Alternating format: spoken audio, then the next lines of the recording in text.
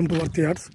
ఈ చూస్తున్న మనకు బీటీ రోడ్కి ఇటు మనకు మొత్తం సైట్ వచ్చేసి పావుదాకా 4 ఎకరాలు అండి. ఇటు వచ్చేసి ఎకరం పావు, ఇటు ఎకరం పావు ఉంటుందండి. ఇట్లా ఇది మొత్తం రోడ్ ఫేస్ అక్కడ మనకు కనిపించే స్తంభం వరకు ఉంటుందండి.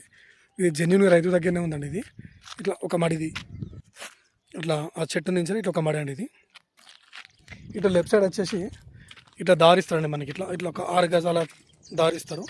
ఈ 6 గజాల దారి నుంచి జస్ట్ ఇది ఎంత అంటే ఇట్లా ఒక 10 గజాల లోపలికి 6 గజాల దారితో ఇస్తారండి మనకి.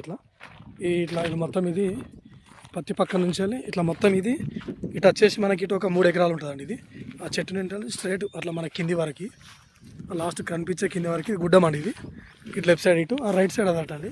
మొత్తం ఒకటే రైతుది. మొత్తం వచ్చేసి ఒక పావుదాకా 4 ఎకరాలు ఉంటుందండి. ఇది 25 lakhs per acre చెప్తున్నానండి. ఇది ఈ పక్క రైతు అయినదే, ఇవి 2 అయినాయి కాబట్టి మొత్తం ఇస్తూ ఉంటున్నాను.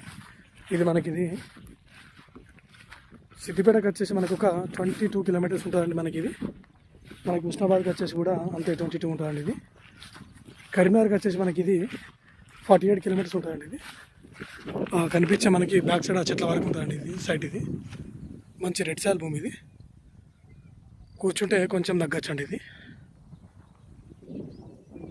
అక్కడ మనకు బ్యాక్ సైడ్ కనిపించే చెట్ల వరకు ఉంటుంది.